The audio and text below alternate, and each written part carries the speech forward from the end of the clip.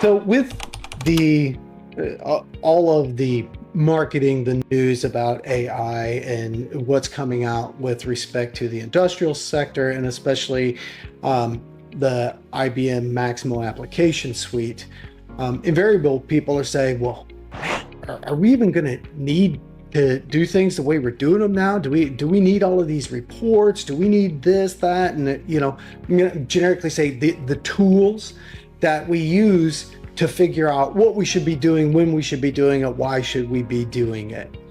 And the answer is not a clear-cut yes or no right now. There's some of both. And of course, that means there are some cases where the answer is absolutely yeah, it's replacing that. And then there's some where it's like, no, it's not quite replacing that yet. And when we dig in and we start to look at this, it starts to become clearer the deeper we get. And here's why. When we go back again to our foundational baseline of how does AI know to do something, it has to have some context.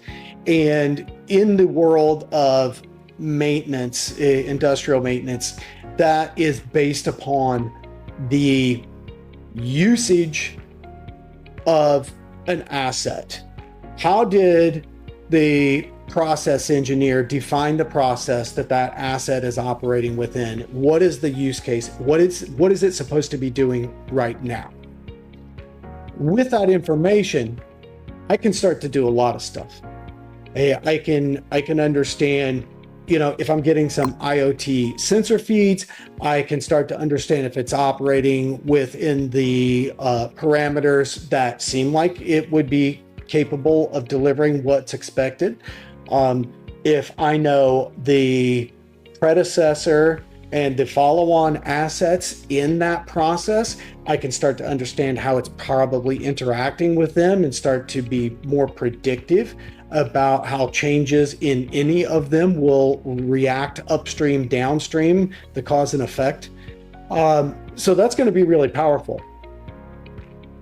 At the same time, unless we have everything environmentally integrated, who's available today? What are their skill sets? Are they available right now? What's the production plan? What's my production run rate?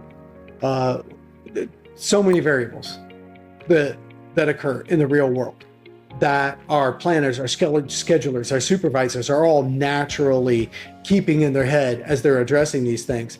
Until all of that comes in, there's no way AI has a chance at replacing all of the tools, the practices, and the humans involved. It's just not going to.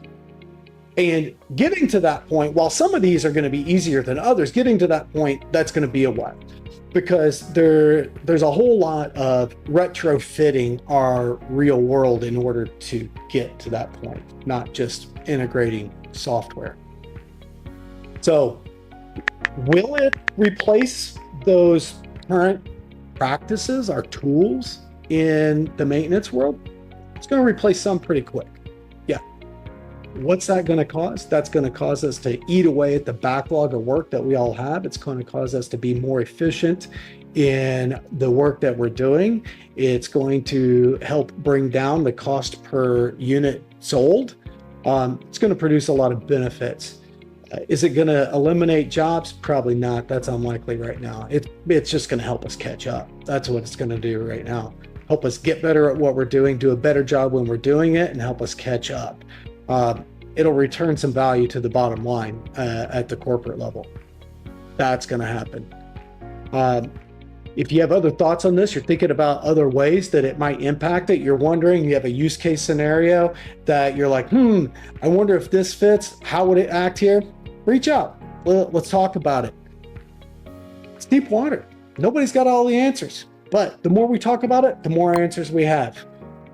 Give us a call, hit us up, sales@banetti.com, like, subscribe. Let's get going. Get ready with Banetti.